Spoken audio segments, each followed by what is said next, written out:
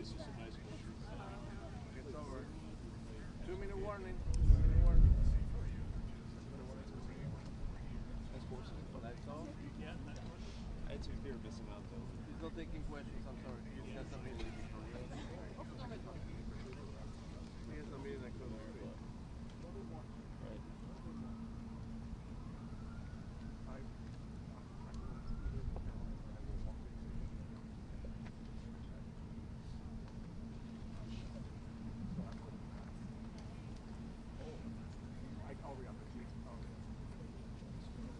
Yeah, that'd be great. Thank you.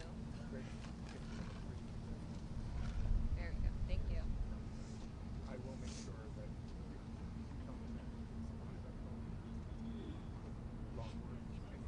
You're good. I was just gonna get walking, so. Oh, okay.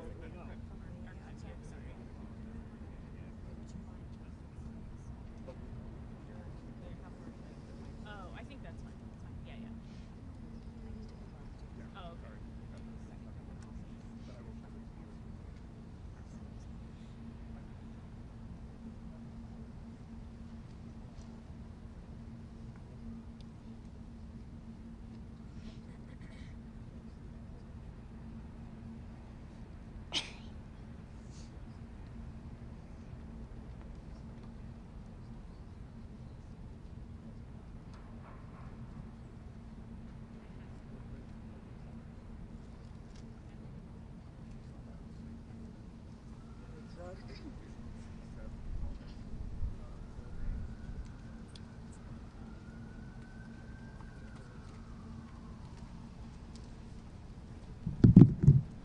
Secretary Bessent, how do you think the court case went today, the Supreme Court hearing?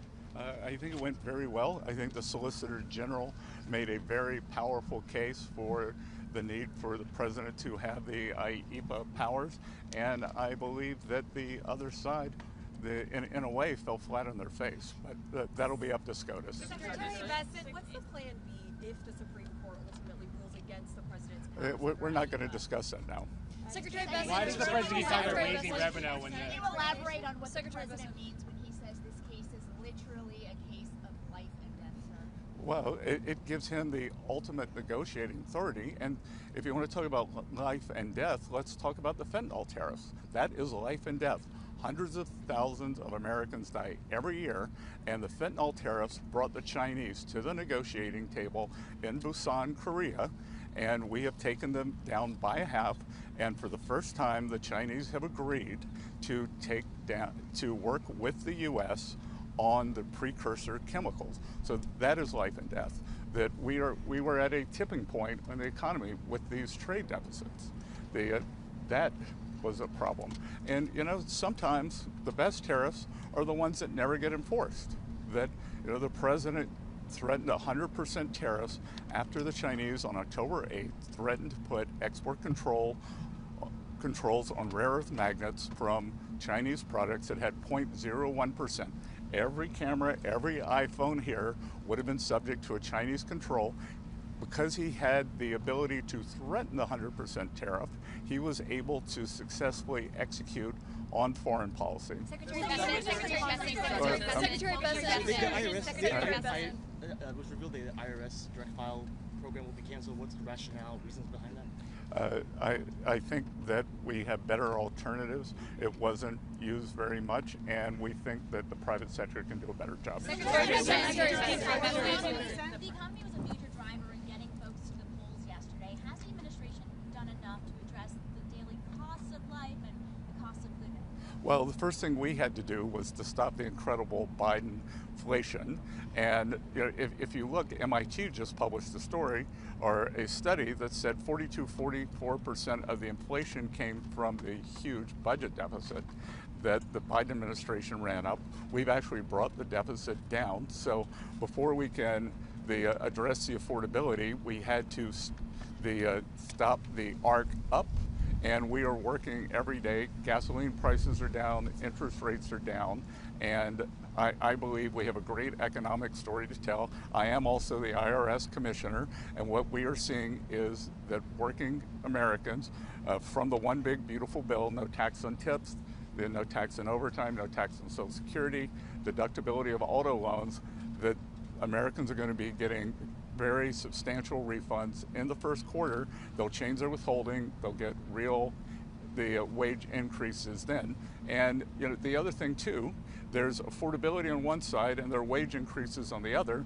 And under President Trump, working Americans have already seen real wage increases before those 4 plans kick in. Secretary Bessent, you're inside. Secretary Bessent. The administration has done a pretty good job in making sure the U.S. dollar is stronger. Gold has recently dropped nearly 20% since its 10-year high. Is the Treasury confident with gold prices falling that this will result in a stronger U.S. dollar? Yeah, we don't focus on the gold price. What we focus on in terms of the U.S. dollar is making sure that the underlying fundamentals are there, that will continue to keep the U.S. the reserve currency of the world. We believe that we have put that in place. Secretary Bessent. The president has acknowledged that his party is being at least partially blamed for the shutdown and that contributed to last night's election results. Is it time for him to convene congressional leaders here to try to reach a deal to end the shutdown? No, what it is time is for 5 brave, moderate Democratic senators to come across the aisle, be heroes, and open up the government. That's all it takes. The number, what are you negotiating on? What are you negotiating on? They're asking for an ACA subsidy. Yeah, and for the entire period, it's been open the government and we'll negotiate.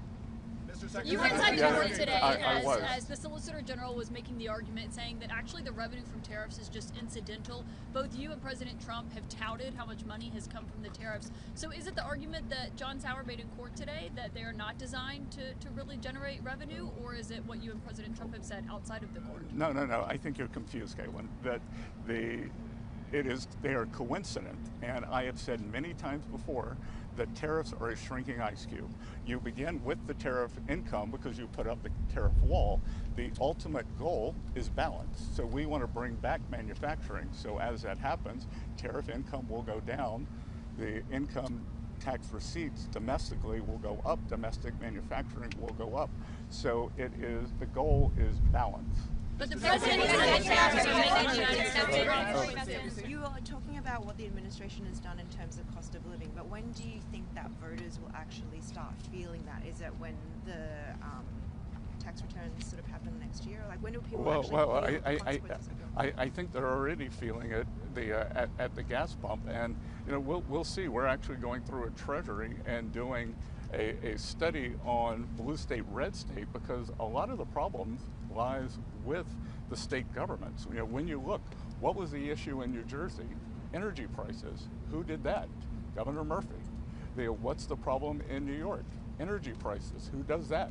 Governor Hochul. So that there are things we can control, and I think we will, and I think 2026 is going to be a gangbuster year. We are already seeing there's affordability and there's wage growth, and we are already seeing much stronger real wage growth for working Americans than we ever did under the Biden administration. One more. Last week we saw how the president of the United States called the president of Colombia a drug leader, and then he was included in the OFAC list. Could you give us a little more details on that? No, I can't really do that. Peter Alexander, one question, Peter. Last question. Clearly we're contemplating what would happen if they struck down these tariffs. Are you, or how are you preparing for that contingency? Well, I just said we're going to cross out. That's your words, not mine, and it's a silly statement, so don't make it. So we are confident, and especially after today, I believe that the Solicitor General made a great case. I actually thought that the 2 plaintiffs' attorneys in a way embarrassed themselves, because at one point there was a question, so you believe that the President of the United States has the authority to embargo a country, but does not have the authority to assert a 1% tariff. And the plaintiff's attorney was forced to say yes. So completely nonsensical. Thanks, everybody. Thank you, Secretary Bessent. Thank you, Mr. Secretary. Thank you, President Swing.